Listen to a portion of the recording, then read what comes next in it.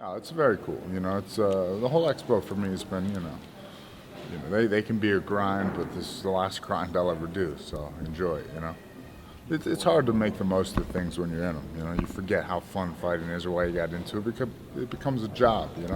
I was thinking about seriously going to Germany and get some stem cell in my shoulder, but I mean, I haven't had power in my right hand since 2007, and now I can't even guillotine or footlock with it, so it's probably time to not fight anymore. No, well, I was already babying my shoulder when I was getting ready for Phil Davis, and then blew the knee out like the year recovery type injury, and I was like, all right, no knee, no shoulder, it's time. You're the second generation of the Sufa fighters.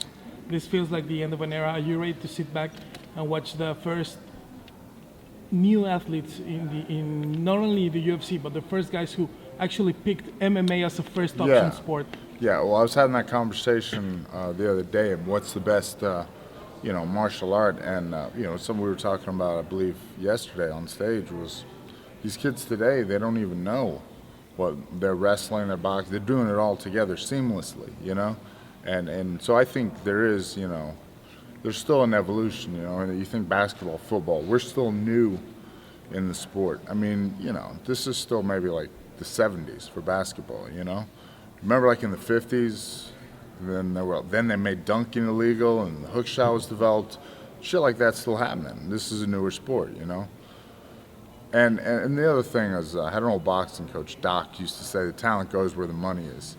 And the heavyweights were always slim. And, the lightweights, that's going to be a stacked class. They just created it. Those guys have no other sport to compete in. Those guys grew up wrestling, boxing, doing weight class sports, because they were smaller. They didn't grow up playing football and basketball.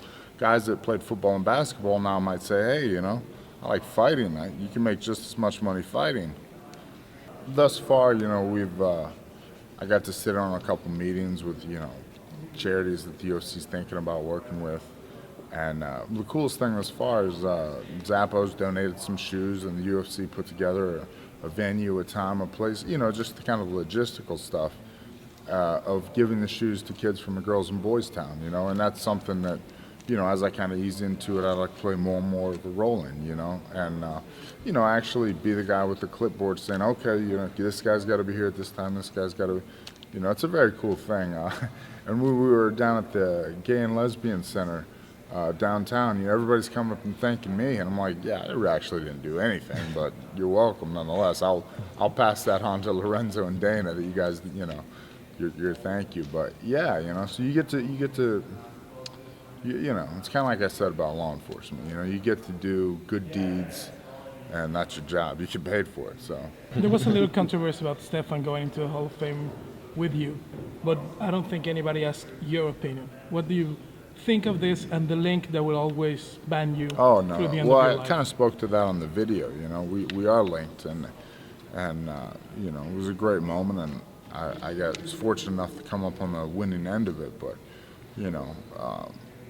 you think about things you think about the subjectivity of a Hall of Fame. Just being in that fight was pretty amazing for us, and we both went on to fight a lot of people and have good careers. I would have liked more. I'm sure he would have liked more too. But we were again at the right place at the right time. Do it. You've been in the game for a long time. I'm very happy he's in there with me. I'm very happy. He's a good guy. This is your final event as a quote-unquote fighter, going to the expo, going to the Hall of Fame. So tomorrow morning you're going to wake up officially as a UFC employee. Yeah. How does it feel?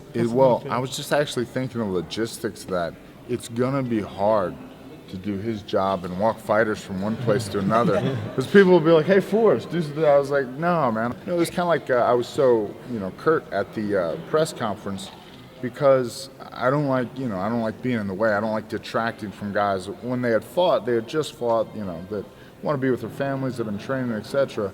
I didn't want to take up their time. It felt like this wasn't my moment. It's these guys' moment. They just fought. I should get out of the way. So that, it's kind of tough to kind of get out of the way and let guys, shine and just be like, I don't want to be walking a fight around and be like, hey, Forrest. I'm like, yeah, this is the guy that's actually fighting tonight. Shut up.